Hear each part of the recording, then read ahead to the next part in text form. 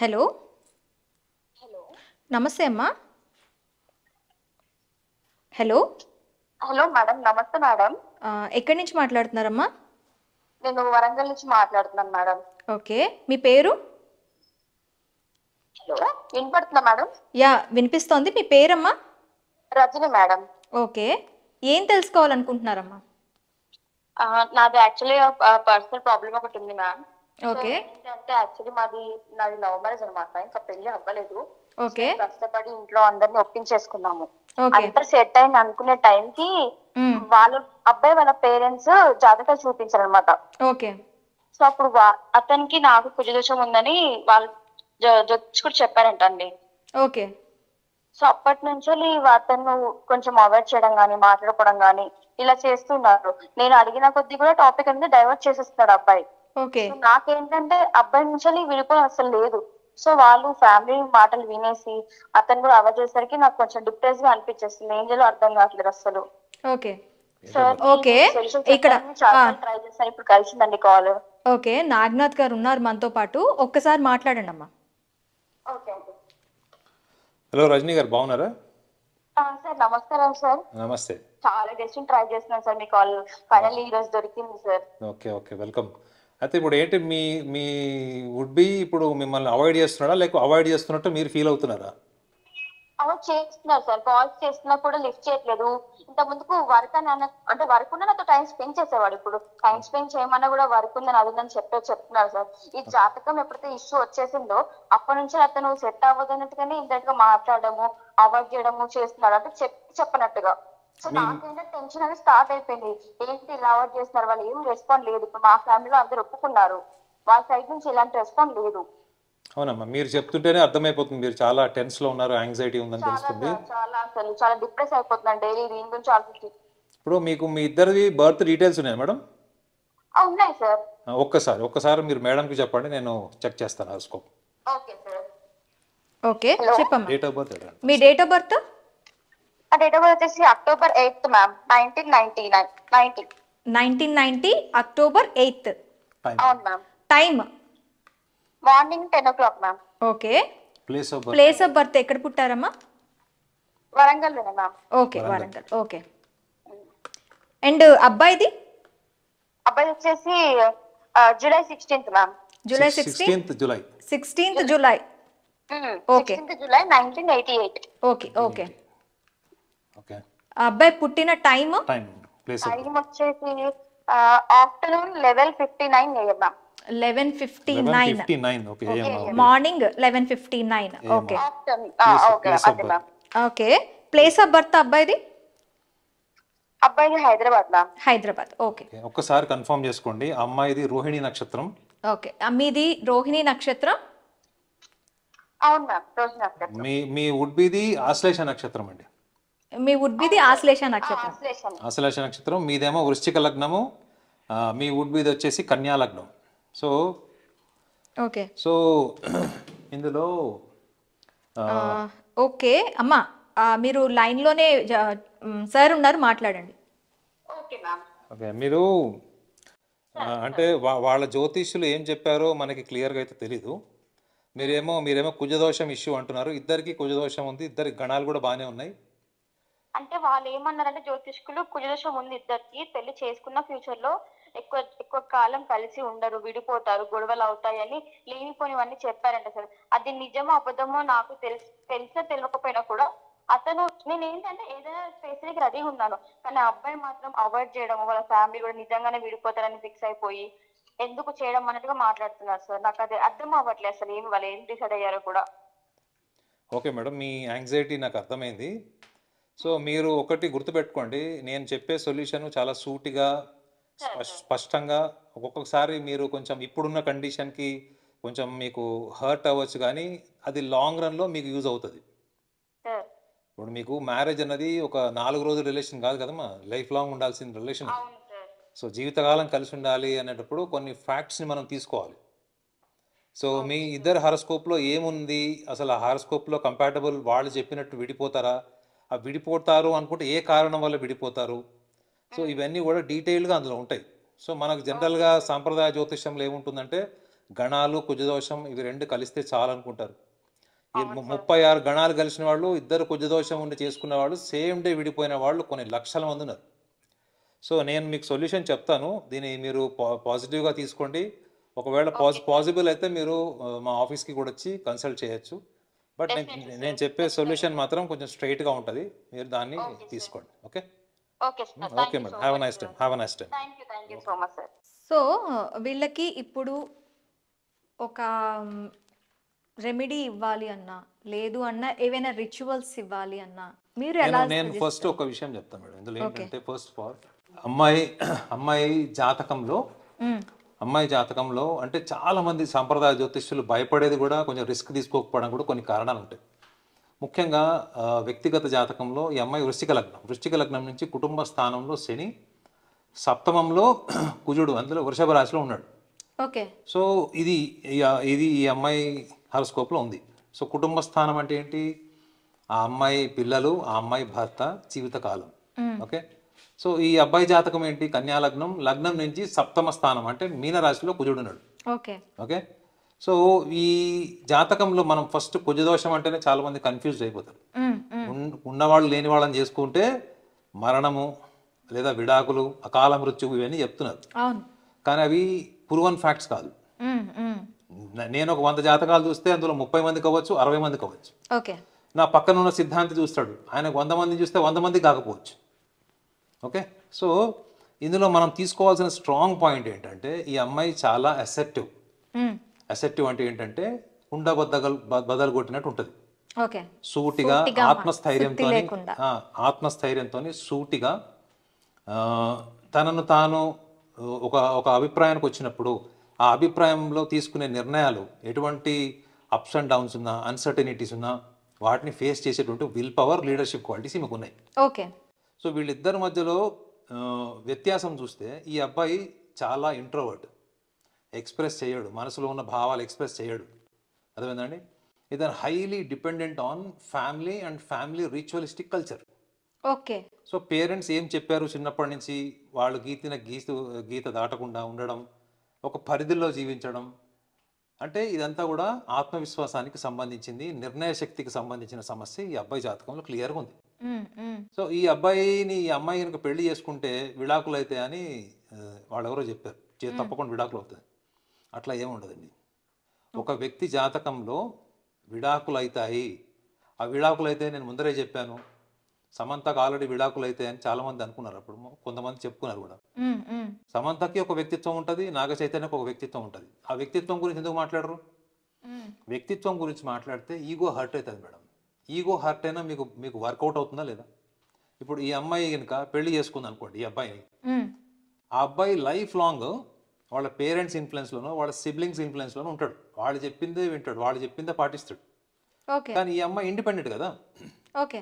She is very independent, very assertive and very strong build women. Okay. మనకి మాటల్లోనే అర్థమైపోతుంది. ఆమె చెప్పేటప్పుడు కూడా ఎంత యాంగ్జైటీతో చెప్పింది చూశారు కదా మీరు, అంటే పదాలు ఇట్లా పొర్లిపోతున్నాయి. సో ఈ అమ్మాయికి ఒకటి అర్థం చేసుకోవాలి ఏంటంటే, వీళ్ళు ఎంతకాలం కలిసి ఉండి ప్రేమించుకున్నారో మనకు తెలియదు. కానీ వీళ్ళు ఈ ప్రేమించుకున్నంత కాలంలో ఏమైపోయింది, వీళ్ళ భావోద్వేగాల మధ్యలో చాలా ఒక అండర్స్టాండింగ్ ఫామ్ అయింది. ఇప్పుడు ఆ అమ్మాయి భయపడుతుంది ఏంటంటే, తను దూరం అయిపోతే తను బతకలేను అనేటువంటి సర్వసాధారణమైనటువంటి మహిళ కానీ అంటే ఈ ఏజ్లో ఉన్న వాళ్ళ వరకైనా అది ఉంటుంది. ఓకే. కానీ ఈ అమ్మాయి కాన్సిక్వెన్సెస్ని ఆలోచించే స్టేజ్లో ఇప్పుడు లేదు. ఓకే. సో ఇతను ఎప్పటికీ కూడా is a paralytic, dependent on parents and parents words. ఈ అమ్మాయి life long independent, courageous, very acceptive, very fighting. So ఈ అమ్మాయి వ్యక్తిత్వాన్ని ఎవరైనా హర్షిస్తారా? హర్షించారు. సో ఈ అమ్మాయి ఎలాంటి వాడిని చేసుకోవాలి? ఐదర్ కంప్లీట్లీ ఇంటలెక్చువల్, అంటే ఎవరైతే బాగా అర్థం చేసుకునే వాళ్ళు. ఈ అమ్మాయి బిహేవియర్ పైకి చూడడానికి చాలా క్లియర్గా, బోల్డ్గా ఉంటుంది, కానీ మనస్తత్వం దూదిలాగా ఉంటుంది. ఈ అబ్బాయి చూడడానికి సాఫ్ట్గా ఉంటాడు. సాఫ్టా? రేపు పొద్దున అమ్మ నాన్న చెప్పారు డైవర్స్ తీసేసుకోమంటే అప్పుడు ఆ సాఫ్ట్నెస్ ఉండదు. ఎందుకు? అప్పటి వరకు డిపెండెంట్గా పెరిగాడు కదా. సో వాళ్ళు చెప్పిన మాట వింటాడు. అంటే నిర్ణయాలు తీసుకునేటప్పుడు ఈ సాఫ్ట్నెస్ ఈ అబ్బాయిలా కనపడదు. అంటే ప్రవర్తనలో, మాటలో, ముఖ కవళికల్లో ఉన్నటువంటి ఆ సాఫ్ట్నెస్ అన్నది ఇతని బిహేవియర్లో మీకు యాక్షన్లో కనపడదు. తీసుకునే నిర్ణయం ఈ అమ్మాయి ఎలా ఉంది? ఈ అమ్మాయి కొట్టడానికి రెడీగా ఉన్నట్టు ఉంటుంది. ఉం? కానీ లోపల మనస్తత్వం అంతా దూది. చూడండి, జాతకంలో ఇంత లోతుగా పుట్టుక నుంచి వచ్చినప్పుడు స్వభావం రాసినప్పుడు ఈ స్వభావాన్ని పక్కన పెట్టి మనం కేవలం ఫలితాలని మాత్రమే దృష్టిలో పెట్టుకోవడం వల్ల మనకేం జరుగుతుంది? కొన్ని లక్షణాలు చెప్తారు, కుజదోషమని, గణాలు కలవలేదని, దీనివల్ల విడిపోయారని చెప్తున్నారు.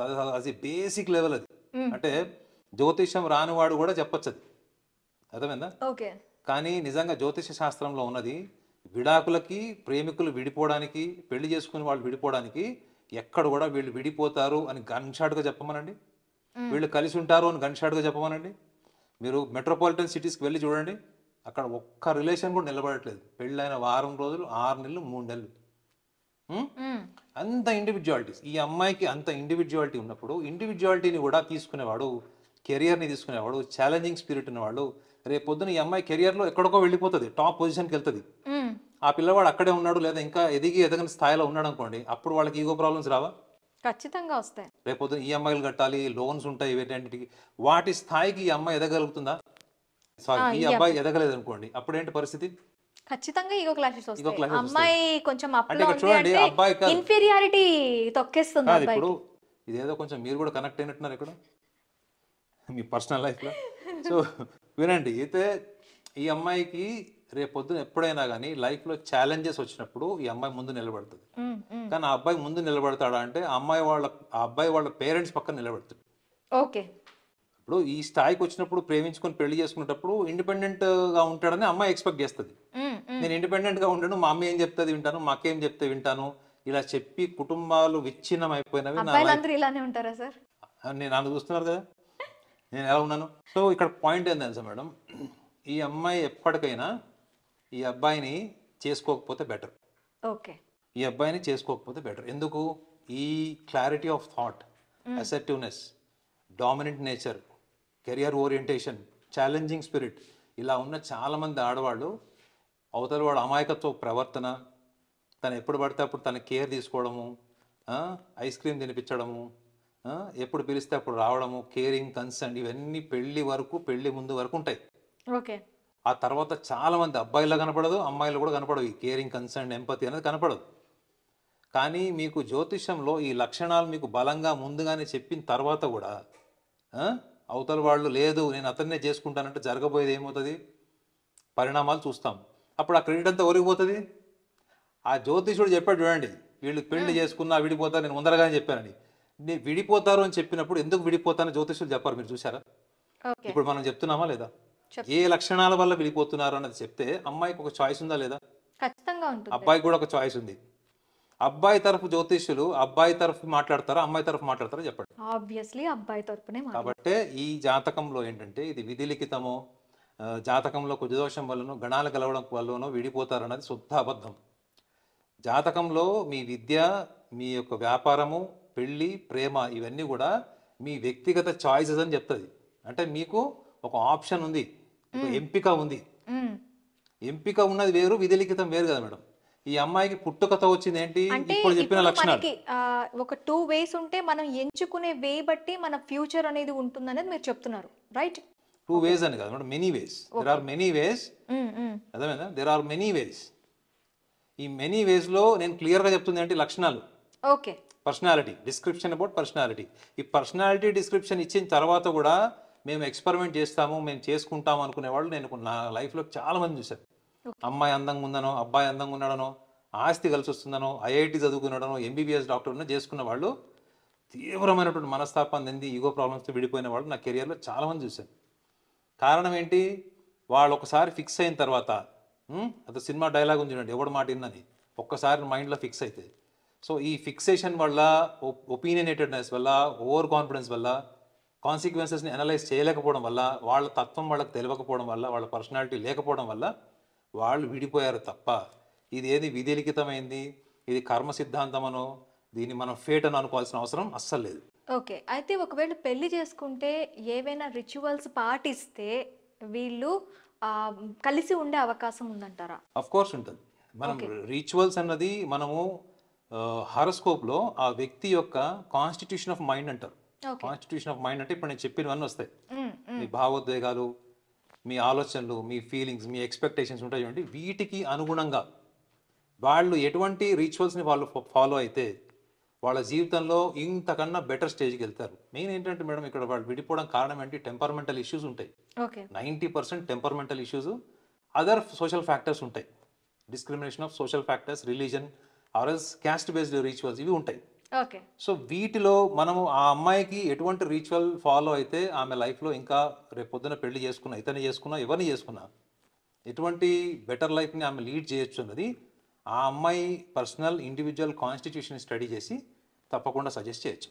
ఓకే సో విన్నావు కదమ్మా, రిచువల్స్ పాటించగలను నేను, సార్ చెప్పినవి ఏవైనా నేను పాటిస్తాను, అవి పాటించి తనతో కూడా అంటే ఇద్దరూ పాటించాల్సి ఉంటుంది రిచువల్స్ అనేవి, తనతో కూడా పాటించేట్లా చేయగలను అనుకునేటప్పుడు నువ్వు మ్యారేజ్ చేసుకోవడానికి ముందుకెళ్ళచ్చు.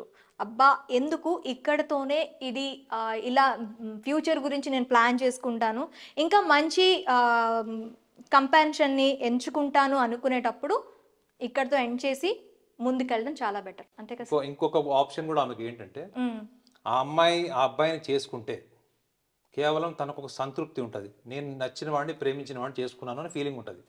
కానీ ఆ అబ్బాయి ఇప్పుడు మారాడని చెప్తుంది కదా, వాళ్ళ ఫ్యామిలీ మెంబర్స్ జ్యోతిష్యులు కలవంగానే అతను మార్పు వచ్చిందని క్లియర్గా చెప్పింది. నేను అలా విన్నానా, చెప్పిందా? అవును చెప్పింది కదా. కాబట్టి ఆ అబ్బాయి ఎప్పటికైనా మారతాడు అన్నది ఇప్పుడు ఫస్ట్ నాంది, ఇప్పుడే నాంది బీజం వేశాడు.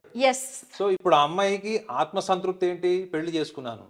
కానీ అతనికి ఆత్మసంతృప్తి ఎక్కడి నుంచి వస్తుంది, కుటుంబ సభ్యుల నుంచి వస్తుంది, తన సెల్ఫ్ నుంచి రావట్లేదు, తన లోపల నుంచి రావట్లేదు అది. సో కాబట్టి అతను పెళ్లి చేసుకున్న ఆ అమ్మాయికి ఇటువంటి సమస్యలు తప్పవు, ఈగోసెంట్రిక్ ప్రాబ్లమ్స్ తప్పవు. కాబట్టి ఈమె 1-2 సార్లు ఆలోచించుకొని మళ్ళీ ఫర్దర్ లైఫ్లో ఇంకా బెటర్మెంట్ ఎట్లా ప్లాన్ చేసుకోవచ్చు అన్నది ఒక సెషన్ ఆమె కలిస్తే తప్పకుండా ఆమె లైఫ్ ఇంకా బెటర్ ఉండే ఛాన్స్ గ్యారెంటీ ఉంటుంది. Thank you sir, thank you very much.